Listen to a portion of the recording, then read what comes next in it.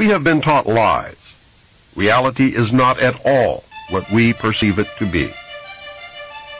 We cannot survive any longer by hanging on to the falsehoods of the past. Reality must be discerned at all costs if we are to be a part of the future. Truth must prevail in all instances, no matter who it hurts or helps, if we are to continue to live upon this earth. At this point, what we want may no longer matter. It is what we must do to ensure our survival that counts. The old way is in the certain process of destruction, and a new world order is beating down the door. If we do not act in concert with each other and ensure that the future becomes what we need it to be, then we will surely deserve whatever fate awaits us. Human beings are machines, levers which may be grasped and turned, and there is little real difference between automating a society and automating a shoe factory. Those who will not use their brains are no better off than those who have no brains. You can no longer pretend innocence. Your denial of the conspiracy will fall on deaf ears. You must accept that you have been cattle, and the ultimate consequence of being cattle, which is slavery. History is replete with whispers of secret societies, accounts of elders or priests who guarded the forbidden knowledge of ancient people. Prominent men, meeting in secret, who directed the course of civilization, are recorded in the writings of all people. The situation in which we find ourselves is due to our own actions or inactions. Because it is our own fault, we are the only ones who can change future events. Education seems to me to be a major part of the solution. The remaining part is the abolition of secrecy. Through ignorance or misplaced trust, we as a people have abdicated our role as the watchdog of our government. If we had done our jobs as citizens, we would never have reached this point. Most of us are completely ignorant as to even the most basic functions of our government. We have truly become a nation of sheep. And sheep are always eventually led to slaughter. The New World Order will be a totalitarian socialist system.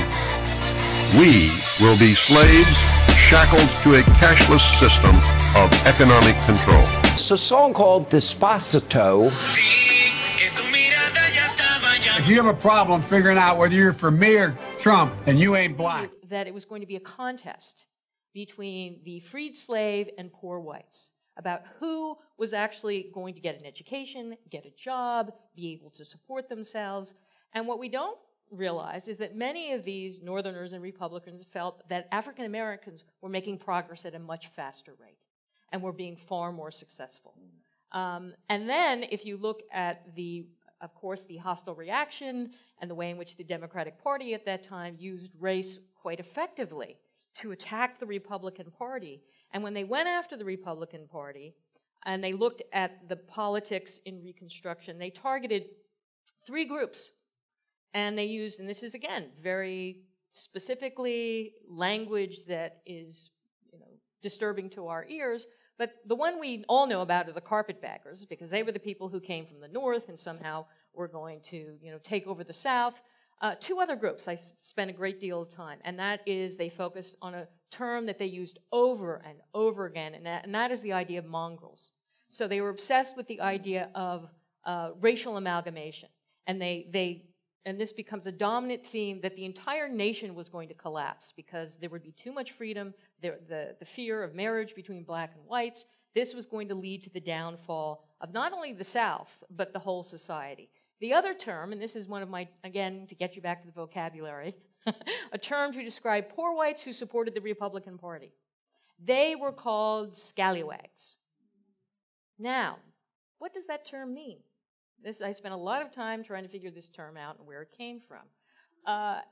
yes, it was a way for elite whites and people who supported the Democratic Party to attack poor whites, and they saw them as a traitor to their race. They also described them as white trash scum.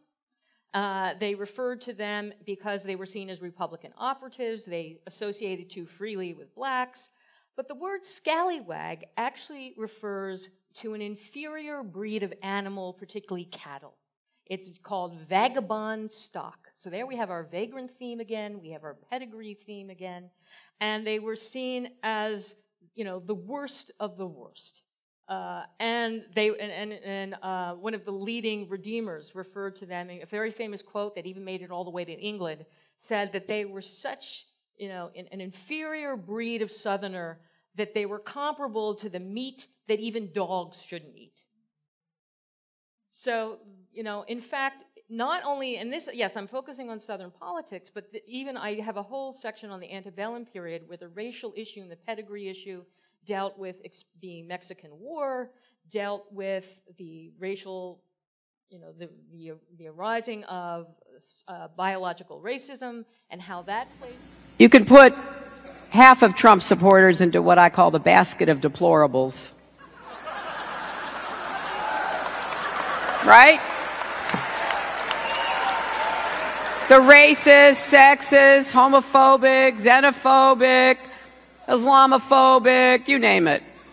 But that other basket of people are people who feel the government has let them down, the economy has let them down, nobody cares about them. And then you even begin to understand how they could cause wars and kill tremendous numbers of people to achieve a certain goal and not even feel the slightest pangs of conscience. For just as we would kill a cow to provide meat for our table, ladies and gentlemen, they look upon the normal human being as nothing more than an animal, because they cannot use the brains of the intellect that God gave them in their estimation. They believe that a nation or world of people who will not use their intelligence are no better than animals that have no intelligence, and such people are beasts of burden and stakes on the table by choice and consent. Think about that. Sex and hookworm. Their shack looked like, and this is how Harper Lee described it, a playhouse of an insane child. No one knew how many children lived there. Some thought 9, others 6. To the town of Macomb, Alabama, the Ewell children were simply dirty-faced ones at the window when anyone passed. Southerners, and others too, called such people white trash. The Ewells are not bit players in our country's history, and their history opens in the 1500s, not the 1900s. It starts with British colonial policies dedicated to resettling the poor, decisions that left a permanent imprint on America and on the structure of classes. First known as waste people, and later white trash, marginalized Americans were stigmatized for their inability to be productive, their failure to own property, their unhealthy children, their lack of any sense of uplift on which the American dream is predicated. It's contrary to the national credo, but the truth is that Americans are quite comfortable rationalizing economic inequality. They have naturalized poverty, determining that it's something beyond human control. By this measure, poor whites were classified as a distinct breed, and I'm going to return to that theme over and over again, the importance of breeding. In other words, breeding was not just about the cultivation of social manners or skills. That's merely one definition. It was also about something more sinister, an imposed inheritance.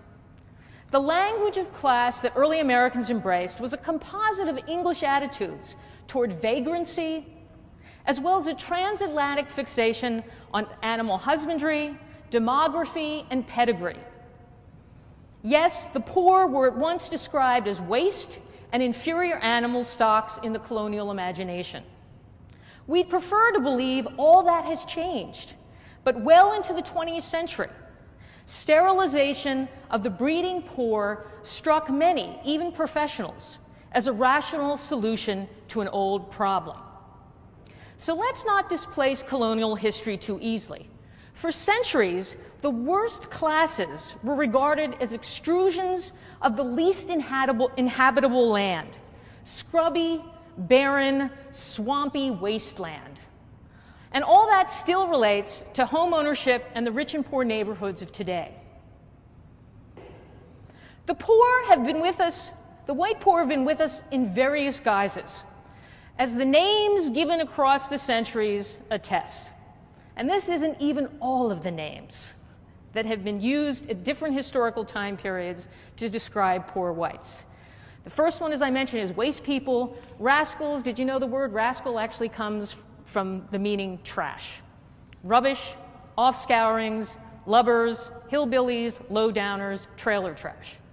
What I've also discovered in writing this book is that even though, as I'm going to talk about this, we like to imagine these people as marginalized and visible, in fact, they've often been pushed front and center in America's most formative events, from Western expansion to the Civil War and Reconstruction, and FDR's New Deal and LBJ's Great Society.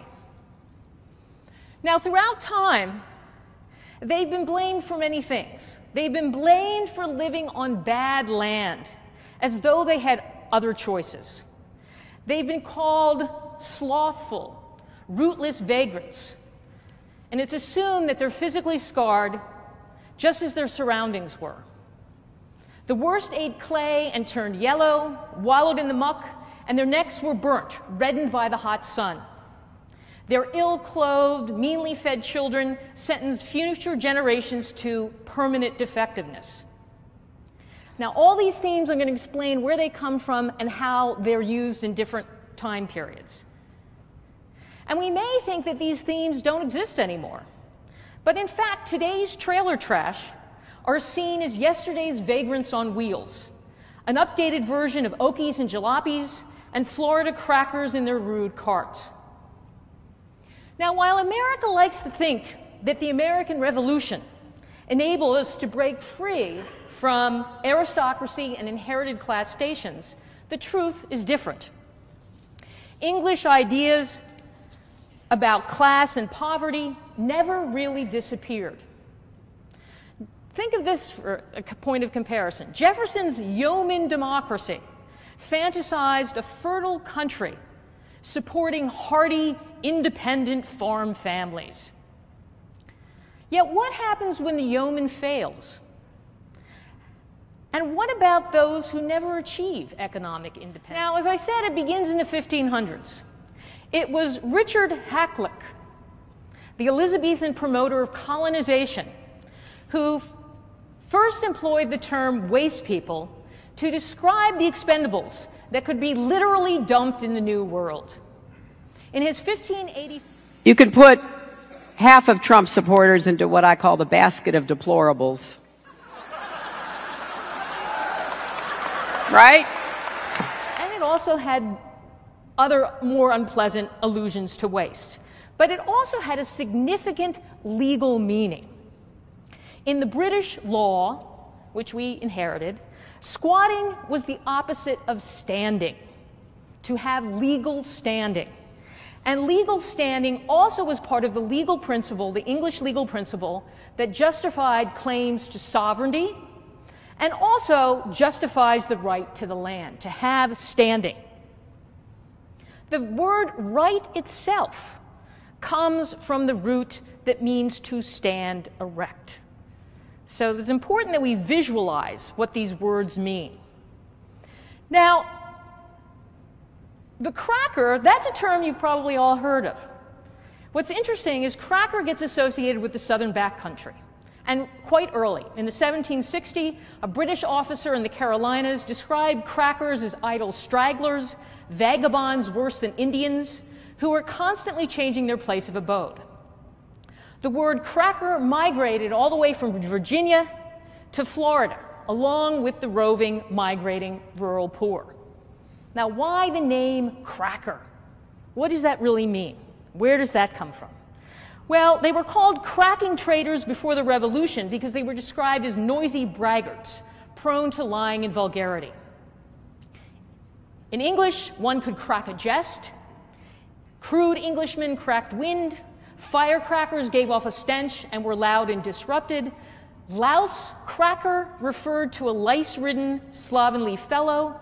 And another significant connection was the adjective crack-brained, which was the English slang for idle-headed, again reminding us that the poor are always idle. And this is a kind of recurrent obsession for the English and for American colonists. American Birth Control League, which later became Planned Parenthood, Margaret Sanger was no doubt a controversial figure with disturbing views on eugenics, race, and population control.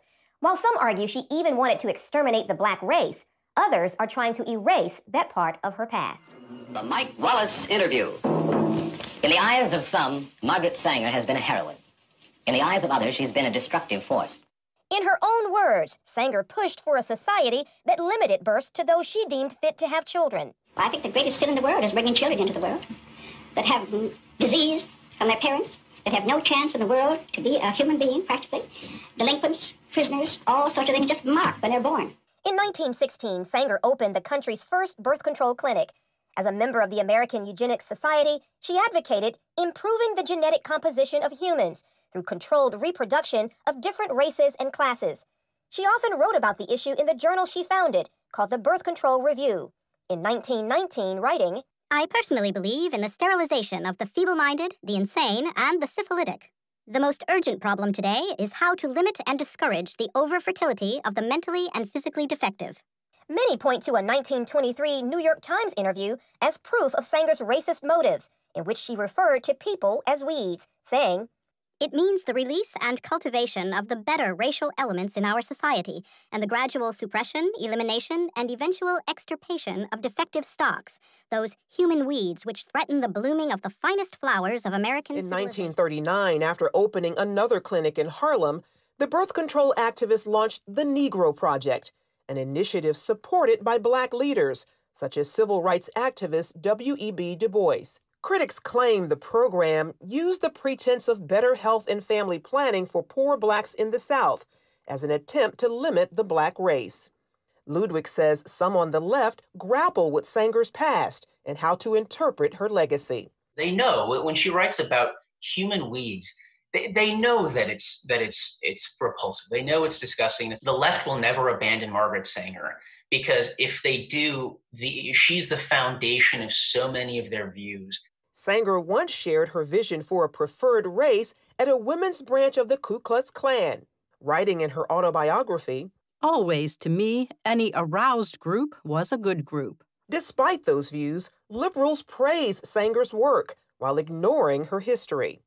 I admire Margaret Sanger enormously. Her courage, her tenacity, her vision. I am really in awe of her. Ryan Baumberger, founder of the Radiance Foundation, says abortion proponents are working to clean up Sanger's past and what she stood for. Reformers concluded that it was cheaper to operate on women than to house them in asylums for decades. Southern eugenicists in particular argued that sterilization helped the economy by sending women back into the population safely neutered, but still able to work at menial jobs. Now that should perk up your ears a little bit. One of the leading advocates of this was Albert Priddy, who called poor white Virginians the shiftless, ignorant, and worthless class of antisocial whites of the South. And he was the superintendent of the colony for epileptics and feeble-minded in Lynchburg, Virginia. He's important because he helped shape the legal test case for sterilization, a case that went to the Supreme Court in Buck v. Bell in 1927. Carrie Buck, who's over here on this side, had been chosen for sterilization on the order of Priddy because she was one of that worthless class of Southern whites. She was, in a word, his perfect specimen of white trash. While Carrie Buck was the plaintiff, her mother and daughter were on trial too. Carrie tested at the, quote, moron level, and her mother slightly lower, according to the highly biased experts. Her illegitimate child, examined at 7 months, was termed feeble-minded. Now, how did they draw these conclusions? Well, what they really relied on, the experts relied on what were pedigree charts, just like breeding charts for animals. This was kind of the major tool of eugenicists. And they claim that their pedigree chart proved both degeneracy and sexual deviance. Carrie's mother had been a prostitute, and Carrie had been raped by the nephew of her adoptive parents. Her rapist went unpunished, and yet she was sterilized. Chief Justice Oliver Wendell Holmes offered a revolutionary decision in Buck v. Bell, which gave the state the power to regulate the breeding of its citizens. He believed that pedigree could be used to distinguish worthy citizens from waste people. 3 generations of imbeciles was enough, he insisted. Sterilization was a civic duty, saving the nation from being, quote, swamped with incompetence. And notice he used the word swamped. He also echoed exactly what the English had argued in the 1600s, that the unfit would either starve or be executed for some crime, so sending them to be sterilized was as humane as being sent to the colonies was centuries before. Manning Johnson was an American Negro who loved his country, and he loved it enough that he saw beyond Uncle Tom. And what he saw there was Uncle Sam. A communist of stature within the international conspiracy, Manning Johnson had the strength to renounce communism when he discovered for certain that its purpose was to use the Negro as a device to help commit all Americans of all colors to a slavery far worse than anything the pre-emancipation American Negro had ever experienced. You are about to listen to Manning Johnson's farewell address. It differs from traditional farewell addresses in that Johnson did not know that this was to be his final speech. He died shortly after the speech was delivered. There is a widespread belief that Mr. Johnson's death was the result of enemy conspiracy. And there are certain people who are using the Negro in order to establish that power in Washington.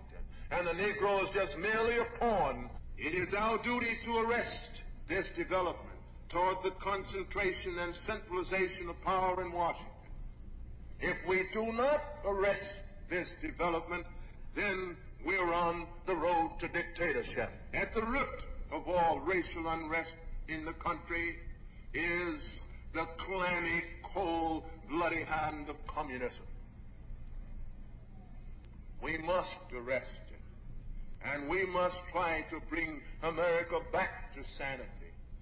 And let us pray and work that misunderstanding, the bitterness, the hate, and the frustration, and the tension that exists may disappear, and that the Spirit of God, the Spirit of truth, the Spirit of charity may prevail again amongst our people.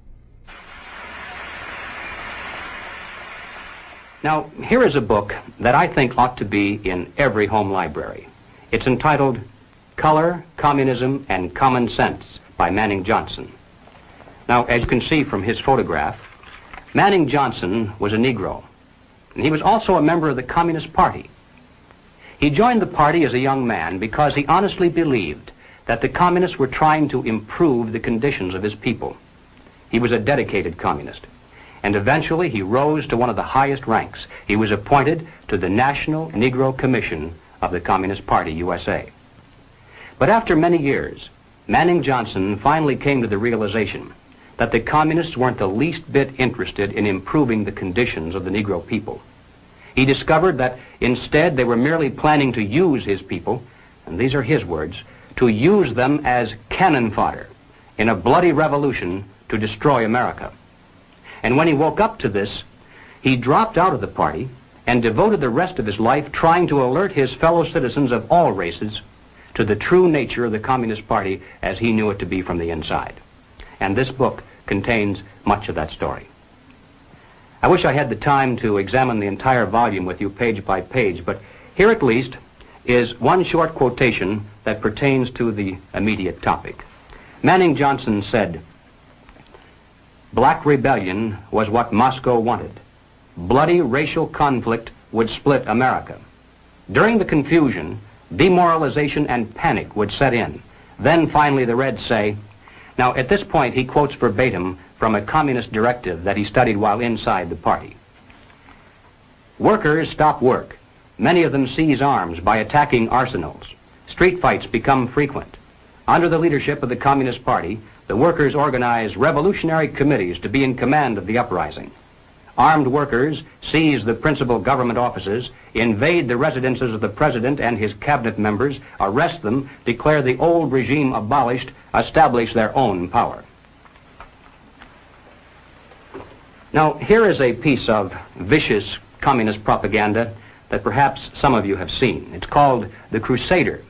It's published periodically in Red China and is widely circulated through the Negro communities here in America. It's written by Robert F. Williams, one of the organizers of the Revolutionary Action Movement, better known as RAM. Williams also was the president of the local chapter of the NAACP in Monroe, North Carolina. At that time, needless to say, he wasn't telling very many people that he was also a member of the Communist Party.